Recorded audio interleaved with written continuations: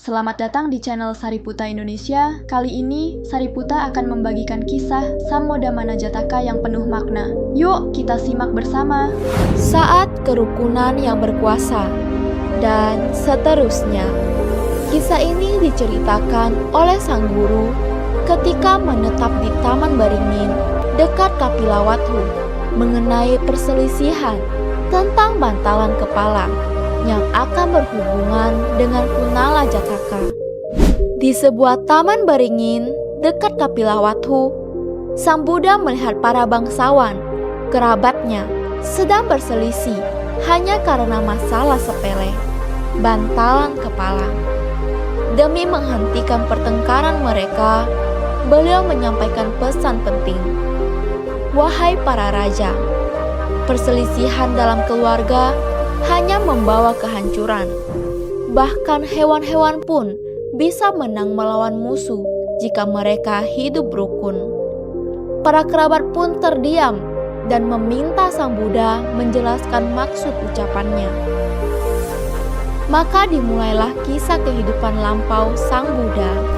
Dulu, ketika Raja Brahmadatta memerintah di Benares, Bodhisatta terlahir sebagai seekor burung puyuh yang bijaksana.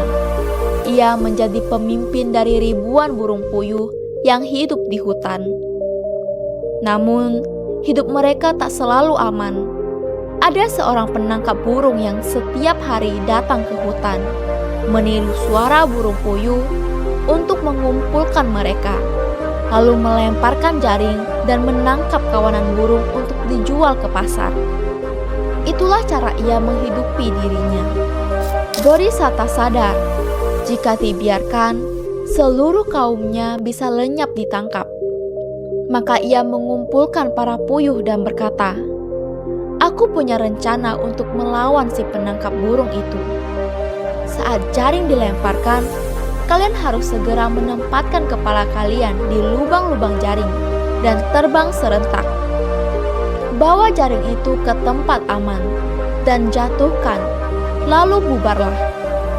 Dengan itu, kita semua bisa bebas." Semua burung setuju dan menjalankan rencana itu. Keesokan harinya, ketika jaring dilempar, mereka langsung bertindak sesuai arahan Bodhisatta. Hasilnya, mereka terbang bersama, mengangkat jaring, lalu menjatuhkannya dalam kondisi kusut. Si penangkap burung pun hanya bisa menghela napas kesal, menghabiskan waktu berjam-jam mengurai jaring.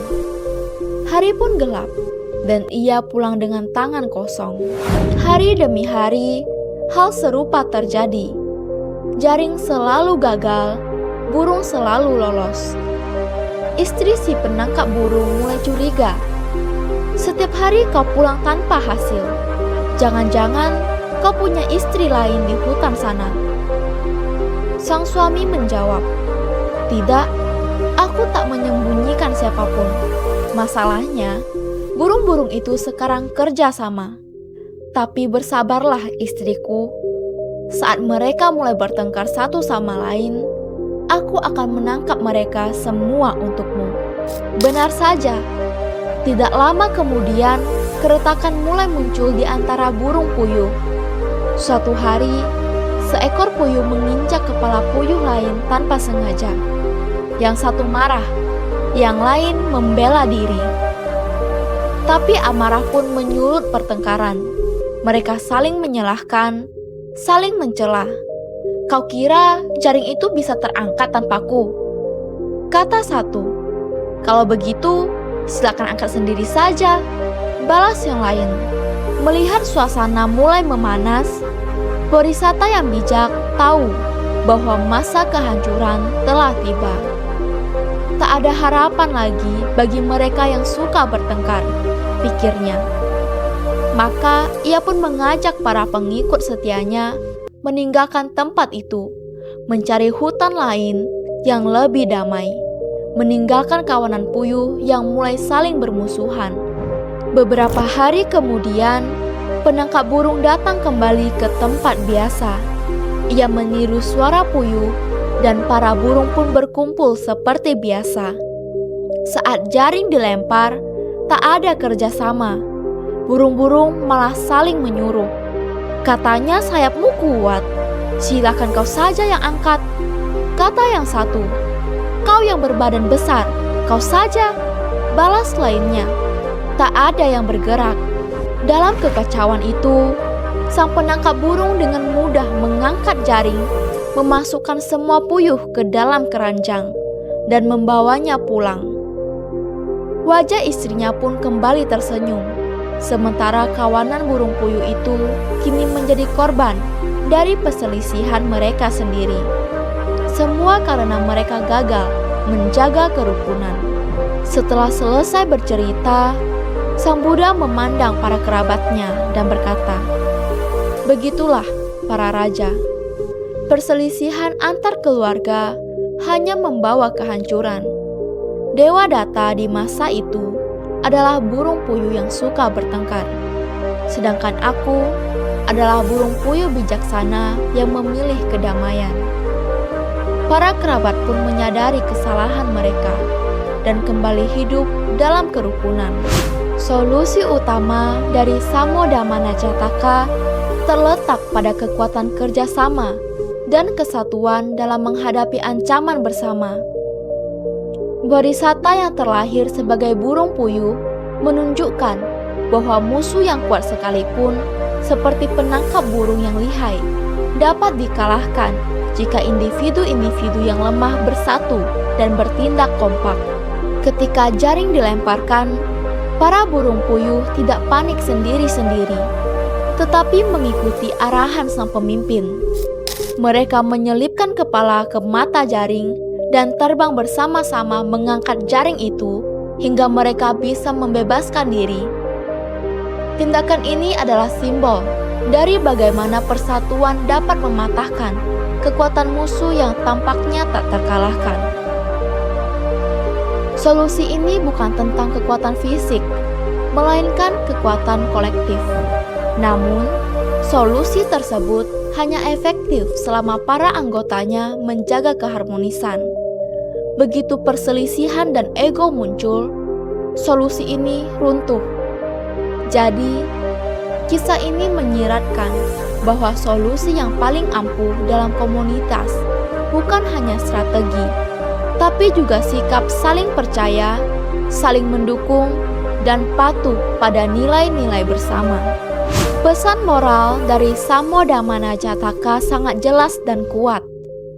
Kerukunan adalah kunci keselamatan, sementara pertengkaran adalah awal kehancuran. Burung puyuh dalam cerita ini berhasil selamat dari bahaya selama mereka bekerja sama dan mengikuti arahan pemimpin yang bijaksana.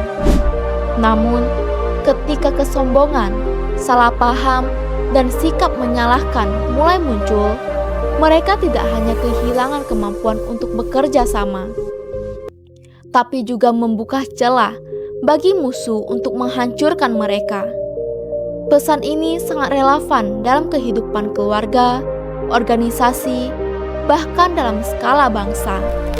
Sebuah kelompok akan kuat selama anggotanya saling menghargai dan tidak membiarkan konflik kecil tumbuh menjadi perpecahan besar. Bahkan kesalahan kecil seperti menginjak kepala teman secara tidak sengaja bisa menjadi besar jika tidak ditanggapi dengan lapang dada. Cerita ini mengajarkan bahwa menjaga hati yang sabar, saling memberi maaf, dan mengutamakan kebersamaan jauh lebih penting daripada memenangkan perdebatan atau mempertahankan ego. Kesimpulan dari Samodamana Jataka adalah bahwa kehancuran suatu kelompok bukan hanya disebabkan oleh musuh dari luar, tetapi seringkali karena perpecahan dari dalam. Bodhisatta memberikan pelajaran penting bahwa strategi sehebat apapun tidak akan berguna jika tidak ada kerukunan di antara anggotanya. Kisah ini adalah refleksi dari realitas kehidupan dalam rumah tangga, persahabatan, atau komunitas kerja. Kita semua pasti akan menghadapi konflik. Namun, yang membedakan hasilnya adalah bagaimana kita menyikapi konflik tersebut. Apakah dengan kepala dingin dan hati terbuka, atau dengan amarah dan rasa benar sendiri? Dalam kisah ini, ketika pertengkaran tak kunjung reda, Borisata memilih untuk pergi. Ini menunjukkan bahwa bahkan pemimpin bijak pun tidak bisa menyelamatkan komunitas yang tak mau bersatu. Oleh karena itu, kisah ini menjadi pengingat bahwa menjaga kerukunan bukanlah tugas satu orang, tapi tanggung jawab semua pihak yang ingin menjaga keberlangsungan, kedamaian, dan kebahagiaan bersama. Terima kasih telah menonton video ini.